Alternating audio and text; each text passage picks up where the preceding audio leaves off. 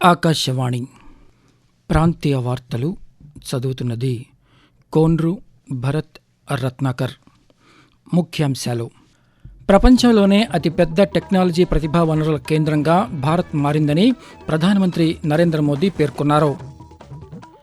జాతీయ రహదారి 216పై నర్సాపురం సమీపంలో వశిష్ఠ వారధి పనులు త్వరలోనే ప్రారంభమవుతాయని కేంద్ర మంత్రి భూపతిరాజు శ్రీనివాస్ వర్మ తెలిపారు. చేనేత వస్త్రాలు తెలుగు సంస్కృతి సంప్రదాయాలకు ప్రతీకగా ఉన్నాయని శాసనసభాపతి చింతకాయల అయ్యన్నపాత్రుడు అన్నారు.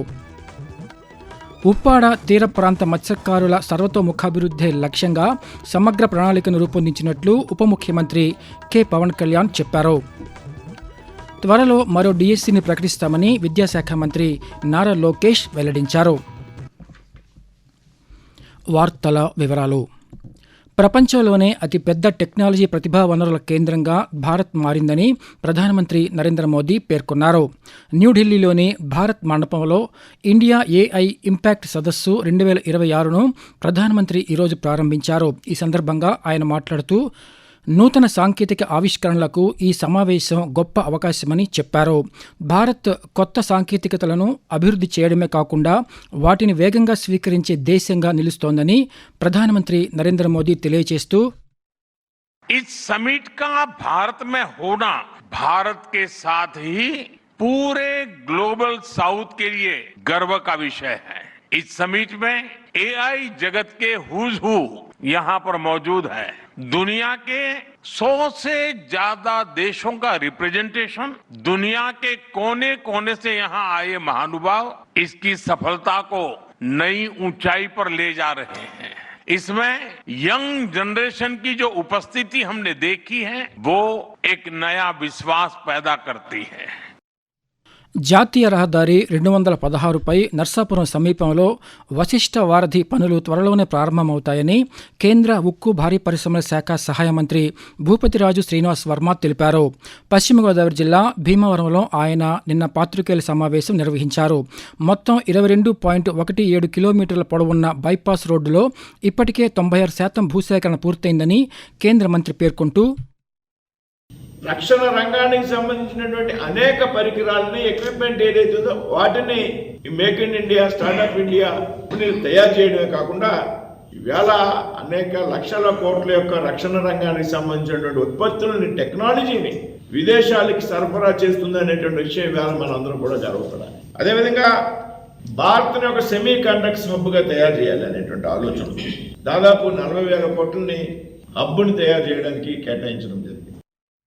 చేనేత వస్త్రాలు తెలుగు సంస్కృతి సంప్రదాయాలకు ప్రతీకగా ఉన్నాయని శాసనసభాపతి చింతకాయల అయ్యన్నపాత్రుడు అన్నారు.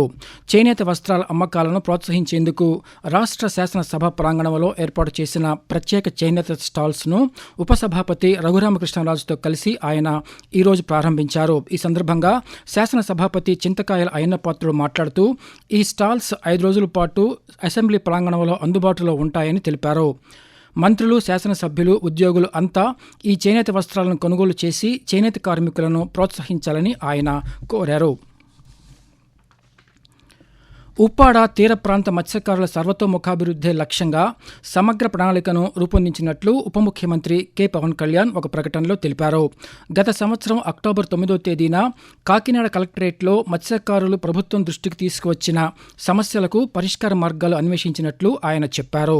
తీర ప్రాంత కాలుష్య నివారణ, కోత నివారణ, మత్స్య సంపద వృద్ధి, అధునాతన పద్ధతులలో వేట, మార్కెటింగ్ సదుపాయాలు, ప్రకృతి వైపరీత్యాల నుంచి రక్షణ, మత్స్యకారుల జీవితాలకు భద్రత, భరోసా కల్పించేందుకు అవసరమైన ప్రతి అంశాన్ని పరిగణలోకి తీసుకొని ఈ ప్రణాళికలో పొందుపరిచినట్లు ఆయన వివరించారు. ఆకాశవాణి ప్రాంతీయ వార్తలు వింటున్నారు. త్వరలో మరో డిఎస్సిని ప్రకటిస్తామని విద్యాశాఖ మంత్రి నారా లోకేష్ తెలిపారు. ఈరోజు జరుగుతున్న శాసనసభ సమావేశాల్లో పలువురు శాసనసభ్యులు అడిగిన ప్రశ్నలకు మంత్రి సమాధానం ఇచ్చారు. సమగ్ర శిక్ష అభియాన్ సిబ్బంది జీతాల పెంపు, కర్నూలు జిల్లాలో మరిన్ని సీజనల్ హాస్టళ్ల ఏర్పాటుపై నారా లోకేష్ సమాధానమిస్తూ, సమగ్ర శిక్ష అభియాన్ కింద ఉన్న ప్రాజెక్ట్ కింద పనిచేస్తున్న ఉపాధ్యాయులకి అదేవిధంగా డేటా ఎంట్రీ ఆపరేటర్స్ కి జీతాలు ఎంత చెల్లిస్తున్నారు దానిపైన మారటం జరిగింది అధ్యక్ష. ఇది సిఎస్ఎస్ అధ్యక్ష, సెంట్రల్లీ స్పాన్సర్డ్ స్కీమ్. మనం ఏం నిర్ణయం తీసుకున్నా కేంద్ర ప్రభుత్వ ఆమోదంతోనే తీసుకోవాల్సిన అవసరం ఉంది అధ్యక్ష. అందుకే నెక్స్ట్ పిఏబి మీటింగ్ అనేది జరుగుతుంది. ఆ పిఏబి మీటింగ్ లో తప్పనిసరిగా జీతాలు పెంచేదానికి మీ కేంద్ర ప్రభుత్వంతో సంప్రదింపులు చేసి మేము ఆ ప్రక్రియ ముందలు తీసుకెళ్తామని తెలియజేస్తున్నాం అధ్యక్ష. అదేవిధంగా 100% సీజనల్ హాస్టల్స్ శాంక్షన్ చేయడానికి ప్రభుత్వం సిద్ధంగా ఉంది అధ్యక్ష. ముఖ్యమంత్రి నారా చంద్రబాబు నాయుడు అధ్యక్షతన ఈ నెల 24వ తేదీన మంత్రివర్గ సమావేశం జరగనుందని అధికార వర్గాలు తెలిపాయి. ఇందులో చర్చించాల్సిన ప్రతిపాదనలను సాధారణ పరిపాలన శాఖలో అందించాలని అన్ని శాఖల ప్రత్యేక ప్రధాన కార్యదర్శులు, ముఖ్య కార్యదర్శులకు సూచిస్తూ రాష్ట్ర ప్రభుత్వ ప్రధాన కార్యదర్శి కె విజయానంద్ నిన్న ఉత్తర్వులు జారీ చేశారు.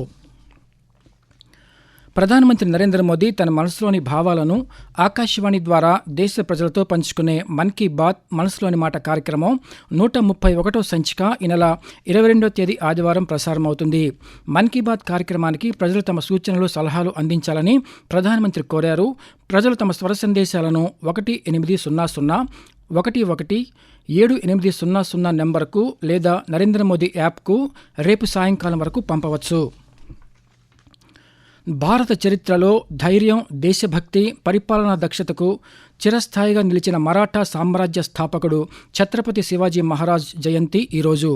ఆయన 1630 ఫిబ్రవరి 19వ తేదీన మహారాష్ట్రలోని శివనేరి కోటలో జన్మించారు.